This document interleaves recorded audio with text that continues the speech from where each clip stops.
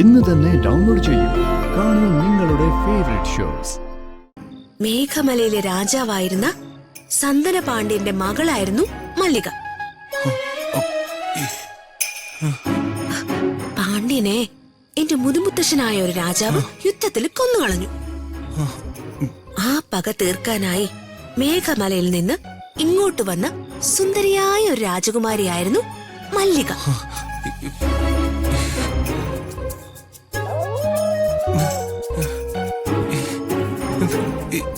എന്നിട്ട് പറയേ.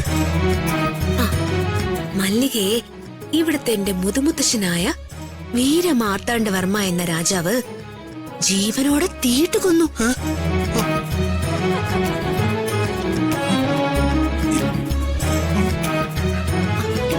രാജു, ആ മല്ലികയെ കാൽച്ചിലം വിട്ട് കരിവളകൾ കിലുക്കി ഈ കോവിലകത്ത് അങ്ങോട്ടും ഇങ്ങോട്ടും നടക്കുന്നേ.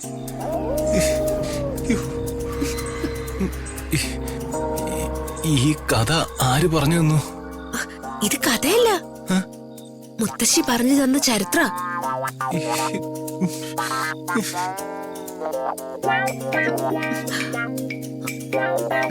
രാജു, എന്താ മാഡം?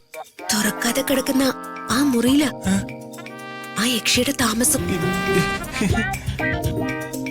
എന്തായാലും മല്ലികയുടെ ആത്മാവ് ഇവിടെ എല്ലായിടത്തും അലഞ്ഞു തിരിഞ്ഞു നടക്കുക. എന്റെ ആലത്തൂർ ഹനുമാനെ, പേടി സ്വപ്നമൊന്നും കാട്ടല്ലേ. പേടി സ്വപ്നം കാട്ടിയ വാലുകൊണ്ട് അടിച്ചോടിക്കണേ.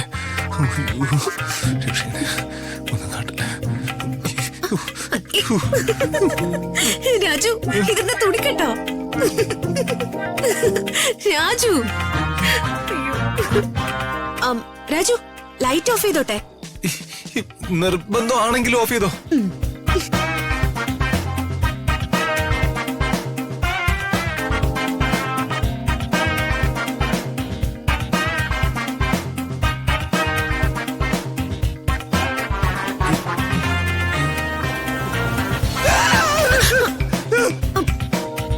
ഞാന് രാജു.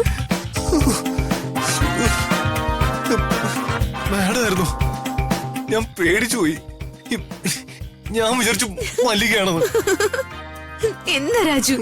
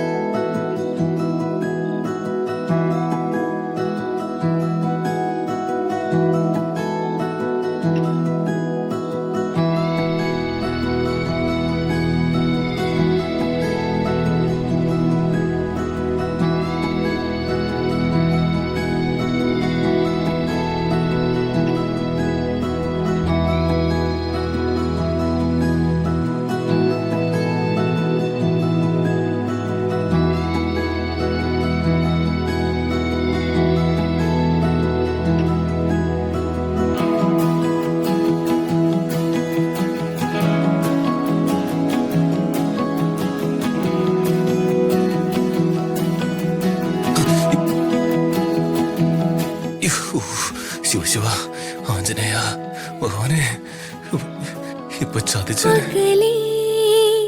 നോവിനാലേ